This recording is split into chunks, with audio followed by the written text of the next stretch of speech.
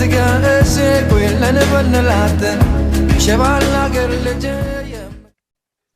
evening, everybody. I want to welcome you back to another episode of Learning with My Rabbis. I'm very excited to tonight share with you one of my teachers, Rabbi Cheryl Peretz. She is the Associate Dean of the Ziegler School of Rabbinic Studies and has been a tremendous mentor both during school and after I graduated. She gets plenty of phone calls from me, so it's a pleasure, Rabbi, to share you with my community. Welcome. Thank you. It's so great to be here with you and to watch you as you continue to grow in your own rabbinate and to be able to say, I knew him when. So just the first question I have is, my community knows a lot about me and what brought me to the rabbinate, but I'm curious if you could share with us just briefly, what brought you to this path? Did you always know this is what you wanted, or how did you end up here? Yeah, so first I just want to say, and I won't tell the details, but I remember the first time talking to you about wanting to be a rabbi, sitting in Jerusalem and in a hotel lobby. And so it's amazing to watch all the time that has passed and how much we've been able to share, and to just watch you becoming such an incredible rabbi for a community that is very fortunate to have you. So whoever's listening to this in your community, I know that you know already, but it's really great. My path was not quite so straight.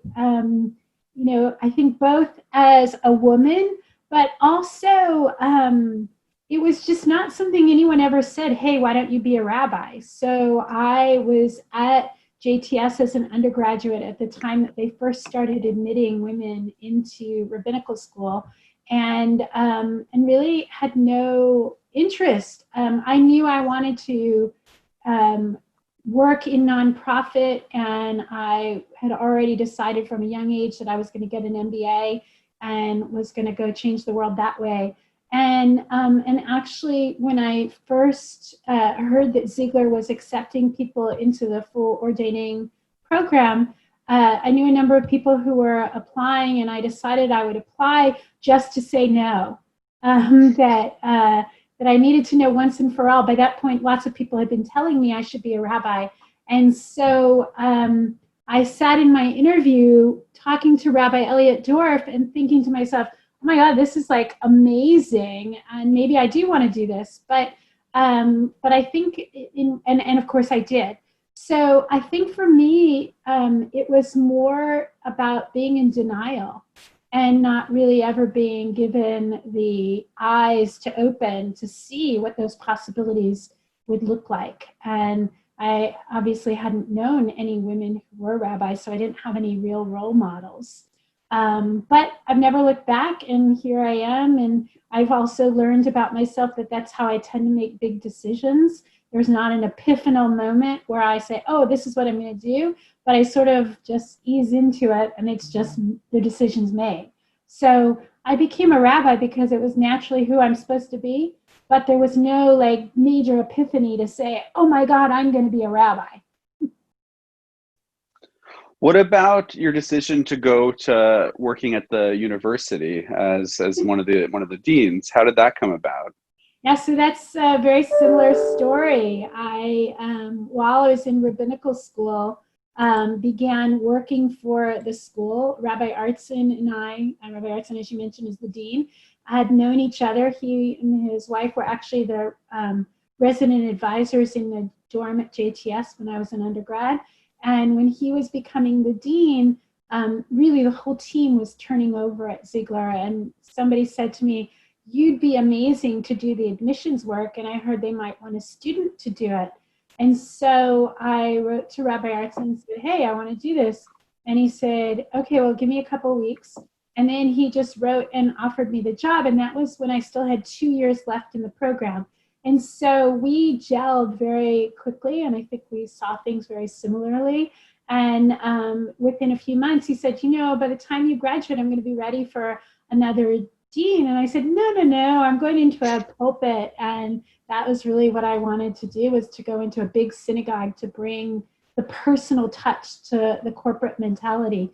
And all the way up until when we started doing interviews, and as you know, there's like this speed dating week where rabbis to be start doing their interviews, and he kept asking me every month to take the job, and every month I would say, no, I'm going into a pulpit. But then when it came to the interview week, I didn't sign up for any interviews. So I took this job telling him I would do it for a year. And for the first 6 years, I kept telling him I was only here for 1 year. And I'm actually now in my 20th or 21st year doing this. So I guess it's worked. Wow. Wow. Well, I'm very glad that he talked you into it and that that year stretched out. And I had the pleasure of having you as one of my teachers. Thank you. Talking about rabbinical school, and I know the semester was nearing the conclusion when COVID really struck. But how has COVID impacted the rabbinical school both this last year and moving forward? Yeah, so actually for us here in California, we were kind of in the middle of the semester. It was March 14th March 19th when the state went on stay at home, but the school was March 14th. And we immediately turned to Zoom. And I think what happened was because we already have the relationships between student and faculty, it was a pretty easy transition. And we just spent hours and hours a day on Zoom. And so we were able to finish the semester, and I think students felt pretty good about it. I think as we start looking towards the coming fall, we have a lot of questions that we're still trying to answer, just like you're trying to figure out when will it be healthy and safe to open the synagogue for Shabbat or for holidays or for other events or meetings. We're asking the same question, and we really, although we're a small school, we have to figure out the county and state guidelines, but also like what will it look like if we're in person? How can we socially distance? And on the other hand, the cost of not being in person is also great because the learning looks different. So we're kind of working on a lot of different avenues. We have scenario 1, scenario 2, scenario 3, a hybrid, in person, all online. And really, I think what we're focusing in on is 2 things. One, we're focusing on what's the training in different modes of pedagogy that we need to offer our faculty so that we're not just taking what we did in classroom and trying to do it online, because it doesn't always work. Just like those synagogues that are doing Zoom programming, I think are finding what we do in a room full of people isn't always the same as online. So that's one piece. And then the second piece is, what do we do for our new students? Our new students who don't already have the connection to each other and don't already have the connection to us, and how can we help them create community and integrate with the existing community if we have to be online for a part or all of the semester. And so that occupies a lot of my time, all these logistics and all these different scenarios. And, you know, I think as you're probably finding, it's not just what room are you going to use, or, you know, it sounds logistics, but it's much bigger than just the logistics, because it's really about how do we implement who we are and what we're trying to do. Absolutely. I mean, as much as I learned in my classes, I think some of the most important moments of rabbinical school as well were moments in the Beit Midrash or in the hallways, conversations I had with other students, both from my class year and older or younger. So I think that's something very hard to recreate virtually. So For sure. I'm sure it's something that you're struggling with and working on. Indeed we are. Moving beyond COVID, I like to joke a little bit with our social media person here at the synagogue that overnight he became the most important employee, even more so than the rabbis. But COVID really kind of shifted the priorities and our focus in the Jewish community. But what else are some big issues you see facing either the rabbinical school or just Judaism here really in North America, our institutions, beyond simply getting past this period? Yeah, you know, it's interesting. I was just having a conversation this morning about how hard it is to look beyond the crisis of the moment and what that's really going to look like. But I think that, the financial instability, the personal instability, the health instability, those are huge. And I think we need to recognize them and honor them and know that they're not going to just, stop the minute we go back to the office or the minute we go back to our synagogues. And so I think that what's common about them and what it's really helped us see, that I hope we're going to continue to think about, is who are the forgotten people in our communities, right? How do we really help them be seen?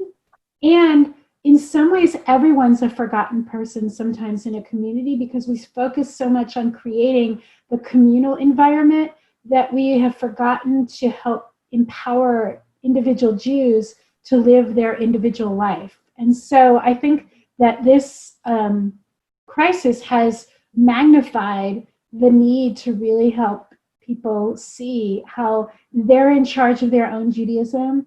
They can connect with their own Judaism, and community is just one avenue for that. And that means building commitment, that means connection to them, and it means education. And I think that those are huge, while we're also dealing with so many other things in the larger world, right? Like economic crises and political crises and social crises, although I know it's a little different in Canada, but not so different, right? Like, so how do we help people really see that a path to finding meaning in all of that is Judaism? And I think that's going to be a huge task for us. Something Rabbi Grover and I have spoken a lot about is that while we're addressing the present crisis, we want to make sure some of our other priorities as a community don't just fall to the wayside. Yeah. And one of them was very recently, I'm happy to say that it passed through our ritual committee and our executive board and our general board, a policy change now allowing same-sex weddings to happen at the synagogue. And this has been part of our approach to growing in being a really egalitarian and open community the last few years. And I'm curious, as a female rabbi yourself and as a dean of a school that ordains other female rabbis, how is it, I guess, what are your thoughts on a movement that is such a wide tent, where there are places that you can be a dean of a rabbinical school, and yet there are also conservative synagogues that wouldn't count you in minyan or allow you to lead services? Yeah, so the first thing I want to say is that I think that our challenge in today's world is that we tend, especially in the Western world, we tend to have an issue, inyanei diyoma, like an issue of the day. And we have this sense that once we govern on it, once we create a policy, it's finished, right? So we allowed women to become rabbis in the mid-'80s, and so we're done with that issue. Or we allowed gay and lesbians to become rabbis in 2006, so we're done with that issue.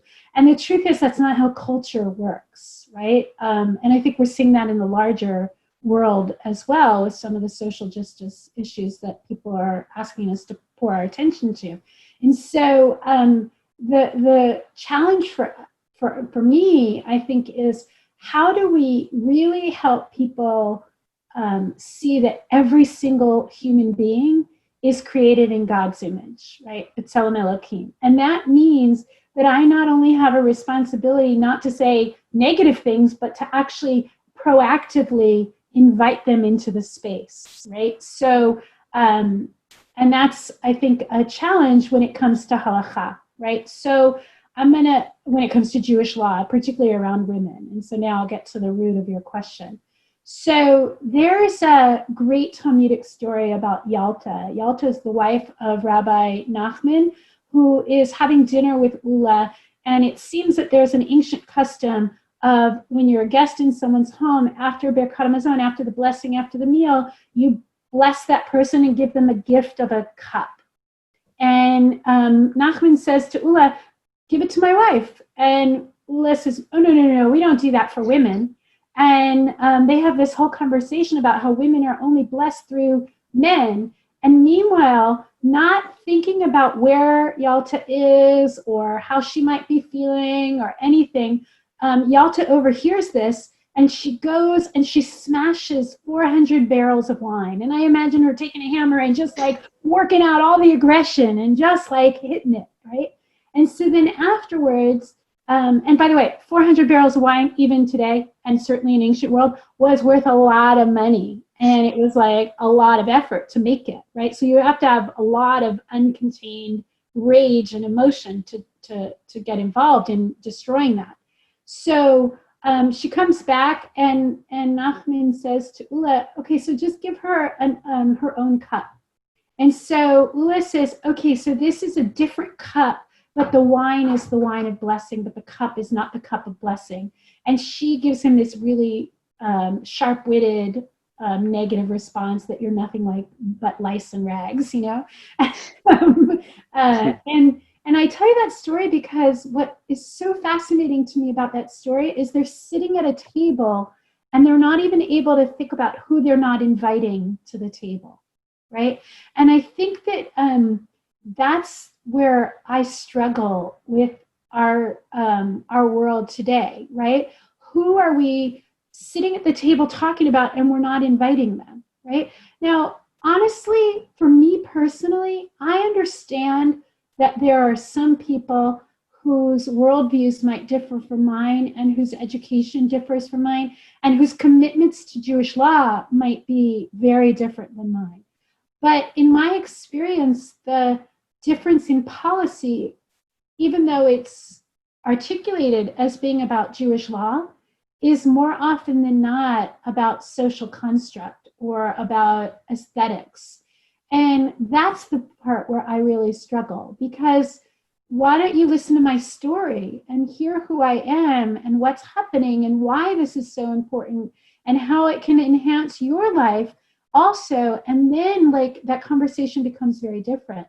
And I think whether we're talking about women, we're talking about gays and lesbians, we're talking about African American and people of color, whoever it is, like when we hear the personal narrative, it shifts, right? You just said your community has changed. They changed. My guess is because you heard the individual stories of people whose lives were being affected in positive ways if they were included, or negative ways, who then were ostracized by not only their community, but in their eyes by God and Judaism if they weren't included. And so I invite people to like see the table as expansive and not contracting. And I think that that's going to happen naturally, right? So because we already know, and again, I know Canada's a little bit different, but in the conservative movement in North America, so that's US and Canada, it's less than 10% of the synagogues, I think it might be even less than 5%, that still have only one sex or gender minyanim. Right? If you go back 20 years ago, that number was much higher. So it tells us that that issue is getting worked out. Now, sometimes that's because the generations come and generations go, and as new generations take over and are the ones in power, are the ones celebrating Judaism, that's what happens. But I think it's also because the power of the story is opening up.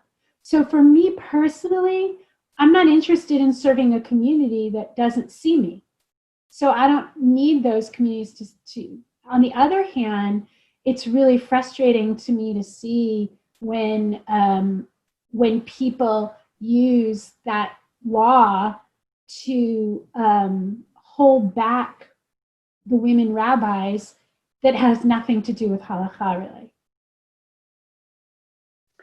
It's a great answer. And one of the things you said that really resonated with me was this idea of some of these issues, they don't change overnight. We may think we've addressed it and we can move on, but it's another conversation Rabbi Grover and I have had many times, and also very conscious that we're two male rabbis having that discussion, is now that we're egalitarian in policy at our synagogue, how can we encourage women to take on some of the more traditionally masculine rituals, things like tali, tefillin, And I'm just curious if you have any thoughts on that, on where what egalitarianism means. I'd say one of the big debates is, should everyone be required equally, or should it be optional still for people that maybe it's a newer ritual? Yeah. So first I want to just say that like that pacing of change, I think is true about anything, right? You and I have had those conversations where I say to you, Rabbi Sachs, like you can't go in and just tell them you're changing everything overnight, and you have to like sort of build some of that collateral, and you have to build some of the understanding. And on this particular issue, I think we're not yet, for me personally, and I know this is unpopular amongst some feminists, we're not yet at the point of saying, is everyone equally obligated?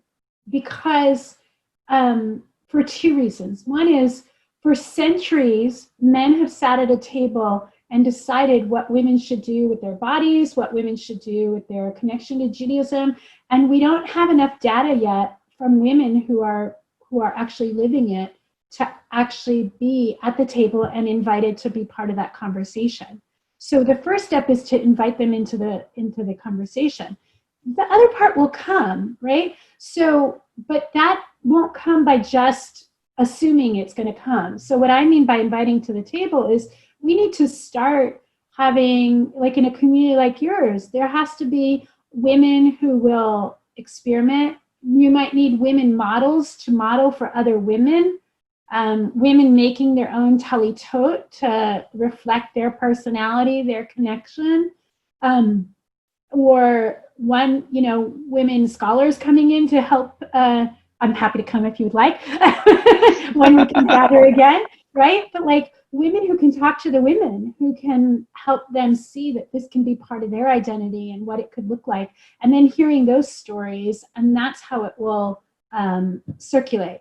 But I will say that even in communities where I see young girls being asked to wear talitot for the B'nai Mitzvah, it often feels like tokenism because the girls never wear it again or the mothers don't wear it. And so what would it look like to have a mother-daughter conversation about this at the time of a bar bat mitzvah, or even a mother's son when it's the son's bar mitzvah, that this could be the time for the mother to take on that particular mitzvah as her own.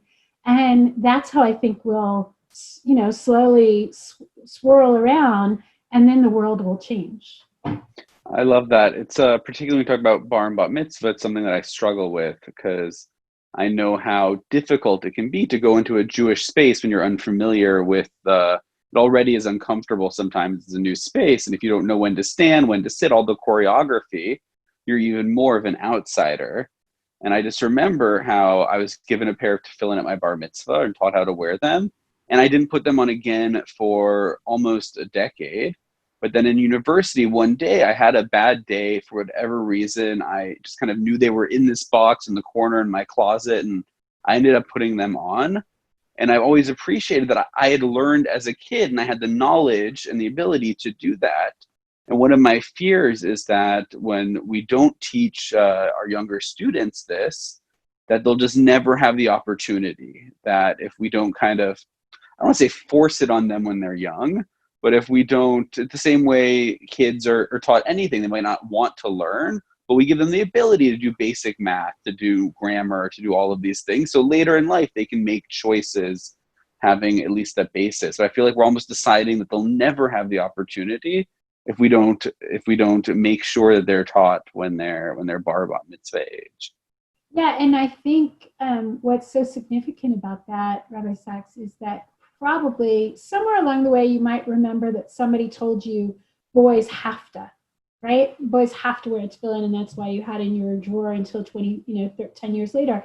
But more importantly than hearing the have to, you heard a message that they were yours, right? This is yours, and you have access to it. And I think that's where we're at for young boys and girls, right? I mean, when they become young men and women, like, how do we help them really see that this is theirs and they can do something with it and that they have access? And that access is the root of what will eventually become a duty or obligation. But if you start with the language of duty or obligation, most kids are going to turn the other way, especially if they feel uncomfortable and don't know about it.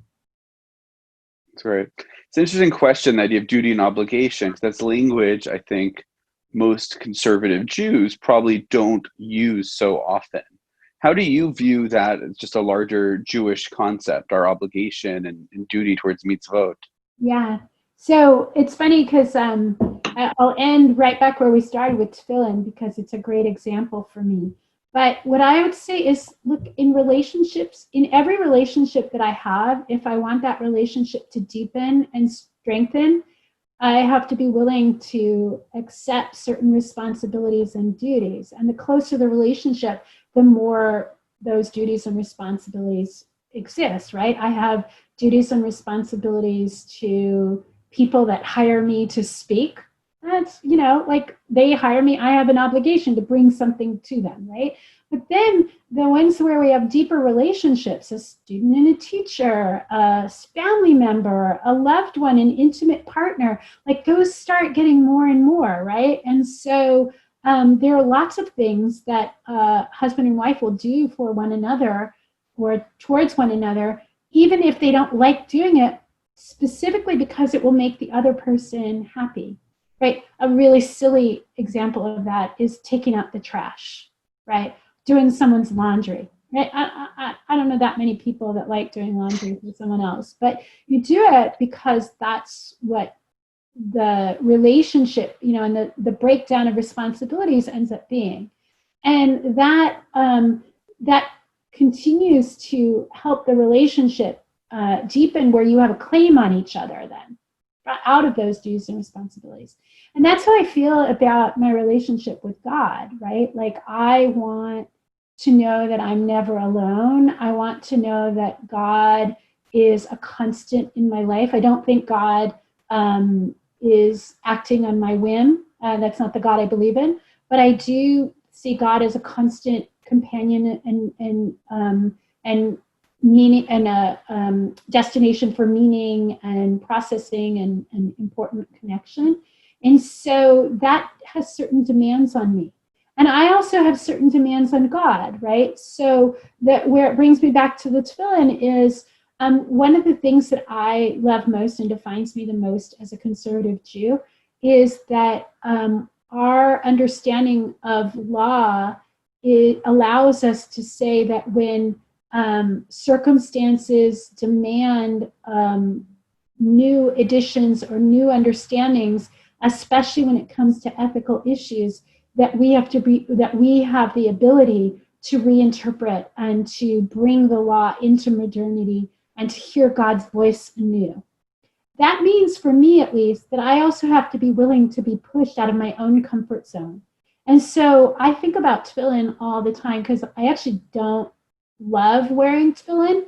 I find it uncomfortable. It falls off. It messes up my hair. All these kinds of things that every morning. And so for me, tefillin has become an example of that, and a shining one, of that duty and responsibility, and that I follow it because I'm going to push God on other issues, like what you were saying about women or homosexuality. Like I want those to evolve, and those are much more, it's not about simply wanting God to become whoever I want God to be, but it's a give and take. I love that.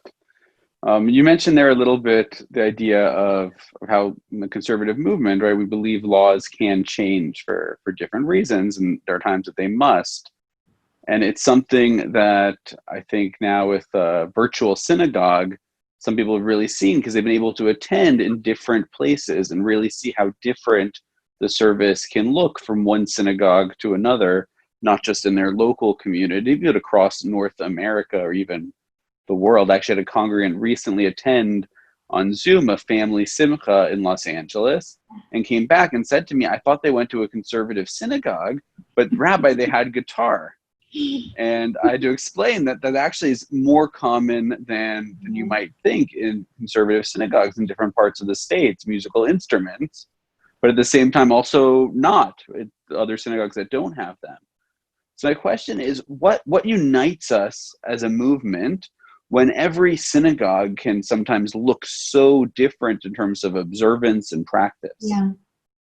So it's a great question. So first of all, I think that we are socialized as individuals and then as smaller communities with little c's to be part of something bigger, right? In some ways, that's the same way like we understand God to make us part of something bigger than just us.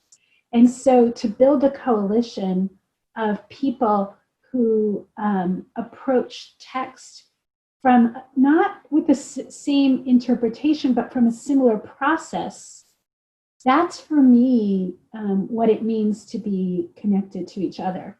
So your senior rabbi, Rabbi Grover, and I, like, we'll look at text. I'm just saying him because he's the halakhic decisor for your community, learned from the same perspective to look at a text, examine it, ask questions of it, and ultimately to make decisions from within the text.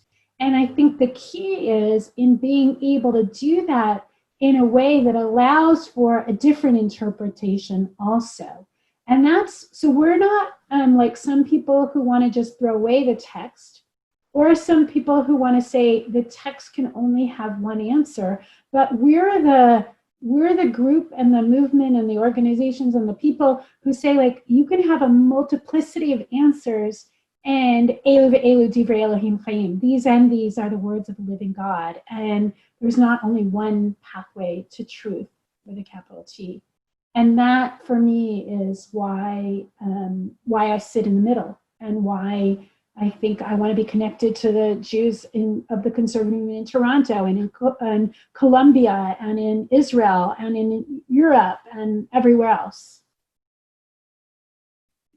That's great. As we wrap up, that actually gave me one final before my final question, because I know you've been very involved with the newish Rabbinical School in Germany.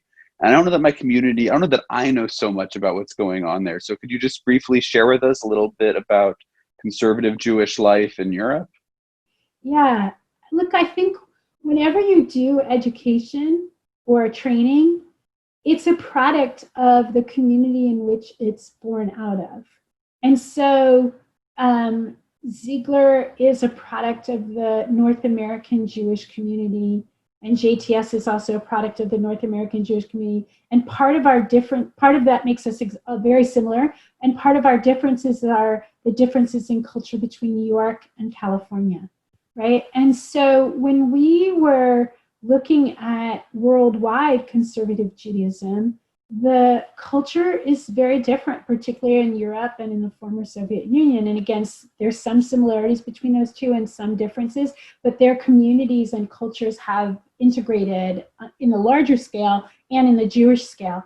And so we had an opportunity about 7 years ago to get involved in a revolutionary project to train conservative rabbis. And it's a partnership between the Ziegler School, Potsdam University, which is pretty amazing because Potsdam's where the war came to an end in 1945, the conference, and with the Leo Beck Foundation for Progressive Judaism. And so we are training conservative rabbis side by side with the Reform rabbis in Germany, and they're starting to get ordained. We've ordained one, we're ordaining 2 more this fall, and they will, like us, become members of the Rabbinical Assembly, but their mission is to grow Masorti Judaism, conservative Judaism, in Europe and the former Soviet Union. And so it's just been a really remarkable exercise in really stretching how we define ourselves and what we can do and how partnerships can bring something about. Wow. I hope their campus is beautiful, but not quite as beautiful as ours is in LA. I like it being the nicest conservative rabbinical school, at least the ones I've been to. My final question, it's the question I've been asking all of our guests, is there a piece of Torah that's been sitting with you for a while in a significant way that you could share with us? Yeah, So I'm going to answer a COVID-related one, although it's just because that's what I've been thinking about a lot in these last few months. But there's so many that I could mention. So there's a text in the book of Proverbs that says, "Da'aga belev ish yesachena, v'davar tov yesamchena." That the worry or anxiety in a person's mind, you should quash it, and then a good word will turn it to joy. And the rabbis disagree on that yesachena, whether it comes from the root to discuss or to cover it up. And what I think they're saying, they're saying that when we feel anxiety, there are different ways to deal with that, right? To talk about it or to tie it up in a neat little bow. And these two rabbis, Ravasi and Rav Meir, I think it is, Ravasi and Ravashi, are disagreeing about it. It's in Masechet Brachot, in the Tractate of Brachot, in the Talmud.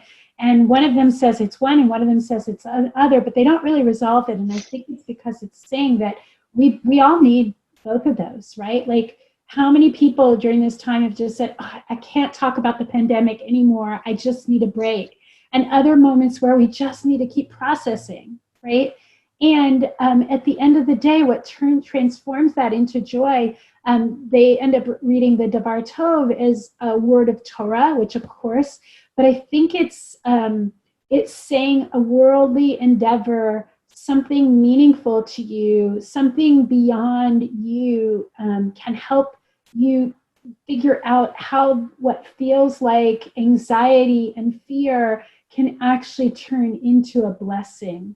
And I've been sitting with that a lot as I think about like the challenges of the pandemic and how those challenges become opportunities for meaning or opportunities for growth.